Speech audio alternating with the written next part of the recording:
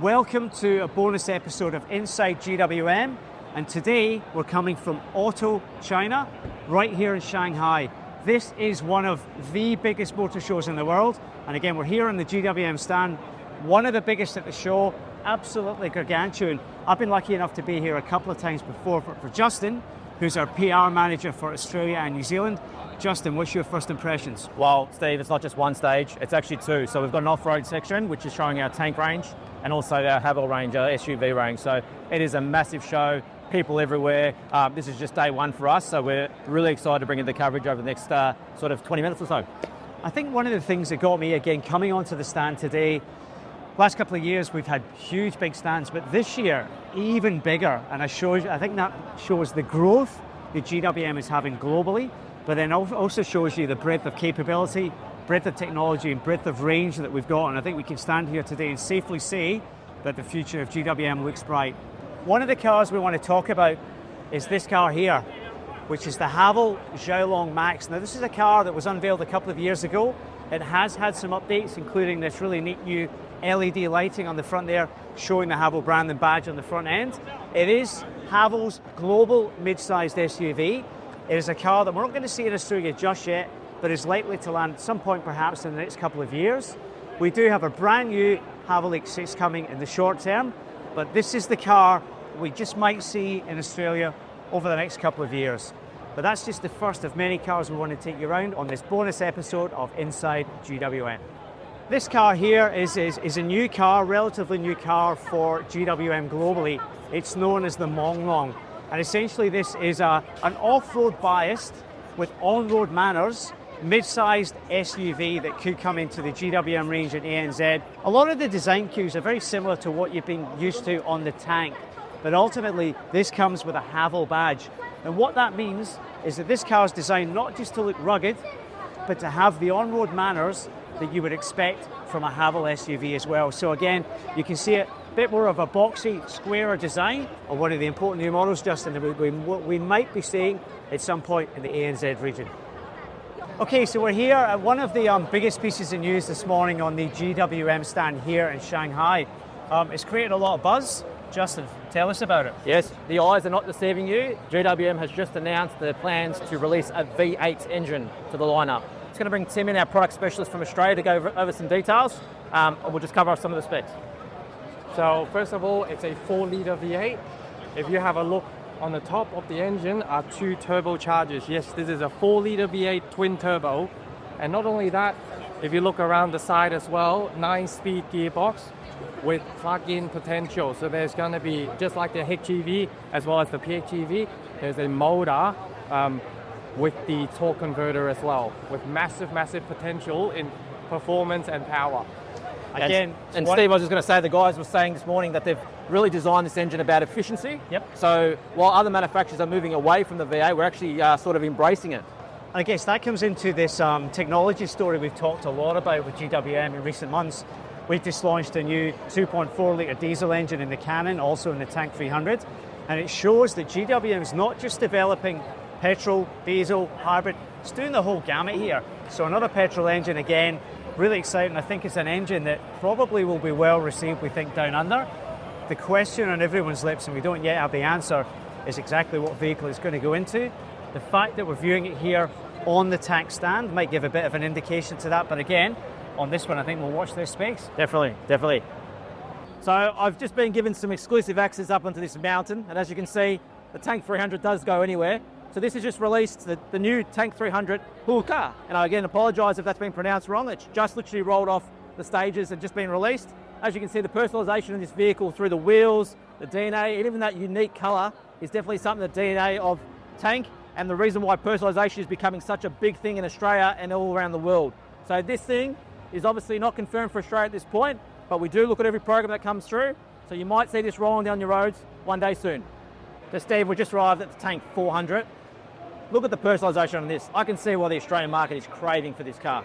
100%, both Tank 400s, which we're seeing here, and Tank 700 are two cars that aren't confirmed for the Australian market or New Zealand yet. Again, let's hope it can happen someday, because as Justin's saying, you can just see this thing. Aggressively styled, sort of mechatronic type styling, again, powered by GWM's high 4T technology. So a reminder, hybrid, intelligent, four-wheel drive on the tank platform. Supremely capable off-road, but again, massively luxurious, definitely a standout vehicle. Again, I'm sure you'd agree, Justin. We'd love to see in Australia. Let's just wait and see what happens. I'd love one for a company car if we can get one. Indeed, absolutely. But Steve, this is actually the first time I've seen a Tank 700 in real life. First impressions?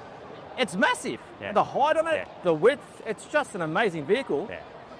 Again, this is, I was going to say the largest, but it's not even the largest SUV in the tank range. The Tank 800, again, is a little bit bigger, a little bit more luxurious.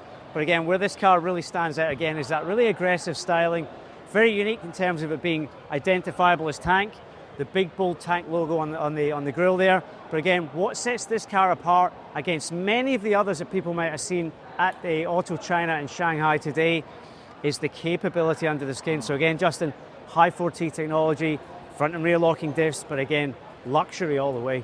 Yeah, and we just got out of the Tank 400, which sounds a bit more rugged now when you actually look at this. It's more luxurious vehicle. A bit more refined, but again, much the same design language coming through in this car as we saw in the 400, but again, very uniquely tank. The thing that really stands out for me, again, is just the sheer opulence, the space, the comfort as well. Very much the same DNA as the Very Tank much so. 400, but you can just feel the opulence. You know, the wide tunnel through the center here, the dual doors. Again, same look and feel in terms of the colors, but it's just amazing in here.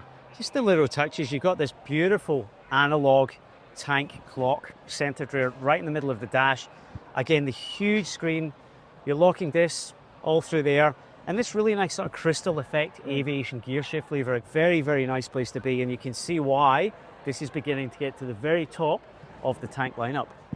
One of the things we're seeing at the Tank Global Press Conference here today is the off-road community that Tank as a brand is really helping to build. Now again, we've seen that in Australia. We've got tank clubs. We run our own GWM tank club. There's a lot of independent clubs there as well. But globally, GWM with Tank is doing an amazing job of building an off-road community.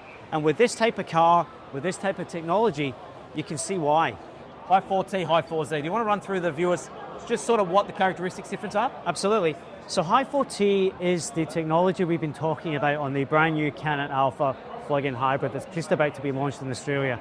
The key to that technology, again, as a reminder, high 4T is hybrid, intelligent four-wheel drive on the Tank off-road platform. So as you can see here, we've got a full mechanical linkage linking the drivetrain at the front and all four wheels. And what this gives us is the efficiency of plug-in hybrid, but equally world-class four-wheel drive capability. And again, we're very proud of the way that Canon Alpha plug-in hybrid has been able to tackle some of the most extreme off-road terrain in Australia, and that's all because of high 4T.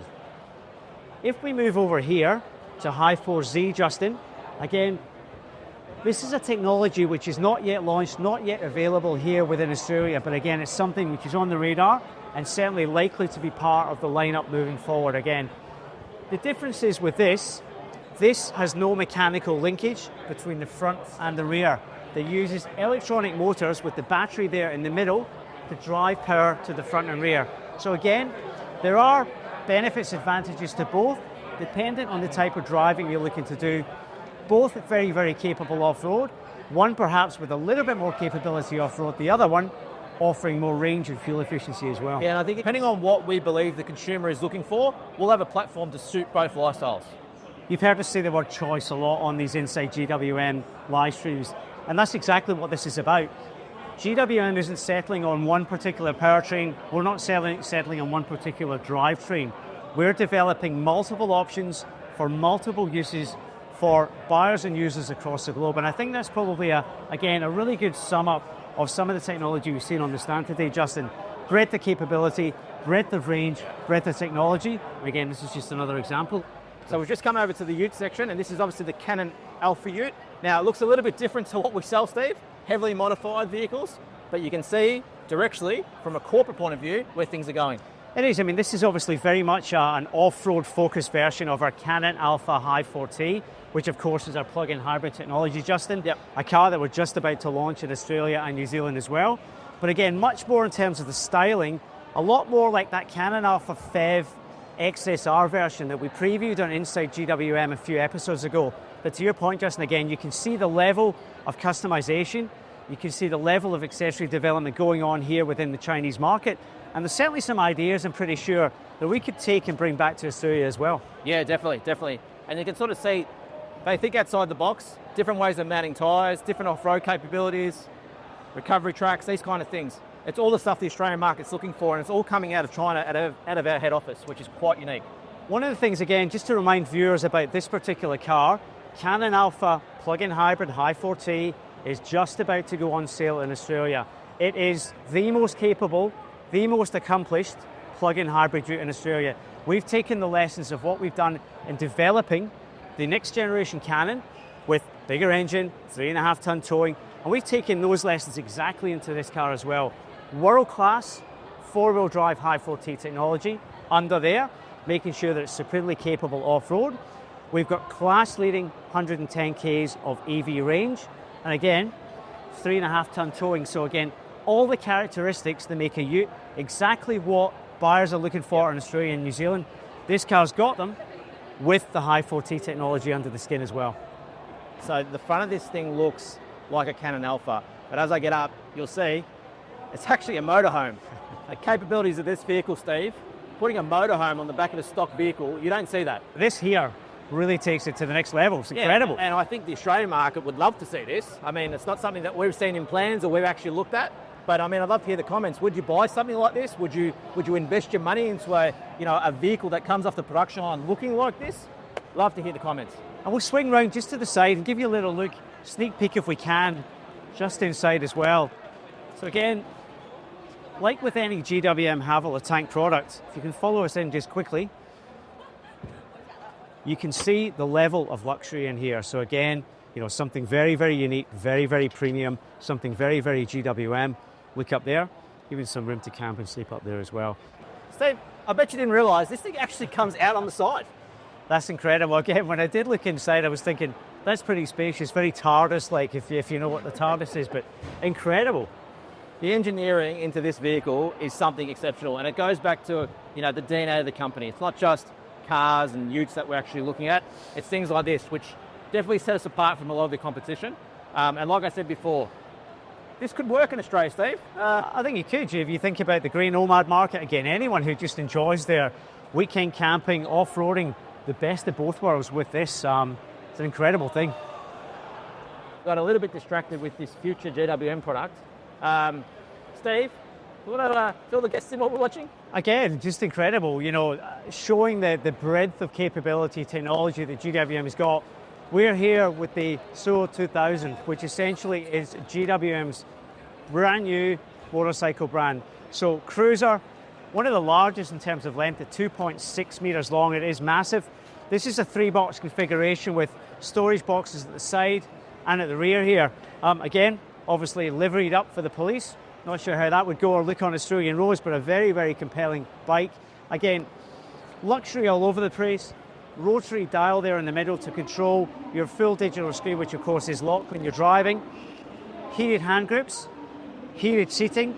So again, powered by a 2-litre 8-cylinder petrol engine. So again, just showing that GWM is not stopping at Haval SUV, tank off-road, but even branching it into motorcycles now. So again, something a little bit different, but I thought it'd be remiss of us not to get it in front of you viewers today. But we're not bringing this to Australia, right? No, just to confirm, this is not on our radar for Australia, but we felt it was something was important to show you again, breadth of capability here on the GWM stand at Auto China. Aura, obviously our EV brand. This one looks familiar, but I think it's got a little bit of a twist to it. It does, again, from the front end, very, very familiar with the Lightning Cap, the Aura 07, the Aura Sport, as we've been calling it in Australia, a car that hasn't launched in Australia, but a car we have been considering for some time. But if you follow us round to the side, where this becomes very, very different, and I'll just squeeze through here quickly, is pretty much from here, you can see that we're up to the B panel. Very, very familiar with what we've got on Aura Sport. But as you move down towards the back, you can see we've got some wagon, if not almost shooting brake styling going on here as well. So this is known as the Aura 07 wagon or shooting brake. Again, completely new on the stand today, but probably an interesting EV proposition for Australia moving forward. Yeah, and obviously it will diversify our portfolio. It still has the same DNA as the current vehicle that a lot of people are seeing running around the streets. When would we likely see something like this in Australia if we were to bring something like this? Look, it's too early to say. We've just seen this car for the first time today. Very, very interesting concept, but what it does do, to Justin's point, is gives us that additional capability and functionality that the current Aura might have some limitations on, but ultimately it's about breadth of range as well. The Aura that we've got right now is perfect for that city driver, but for customers looking for just a bit more capability, a bit more space, this could be a really compelling option. Okay, so this is the Way Blue Mountain large 6 or 7 seat SUV. Again, a car not confirmed for Australia, but again, a car we're very, very interested in. A larger premium SUV. Key is with this car, wearing the Way badge. So a brand that you haven't maybe heard of in Australia. They're a very, very nice large-sized SUV. So how does this really fit into our portfolio, Steve? Look, at this stage it doesn't, but again, we're looking to broaden the portfolio. This could be an option for us to sit towards at the top of our SUV range. Again, not confirmed, just pure speculation. But again, at the moment, the largest SUV we've got is, of course, our H6, which is a traditional 5-seat SUV. We've obviously got Tank 500, 7-seat on the Tank side of the ledger. But from a more on-road focused SUV perspective, this could be a car that may sit somewhere in our range, who knows? Okay.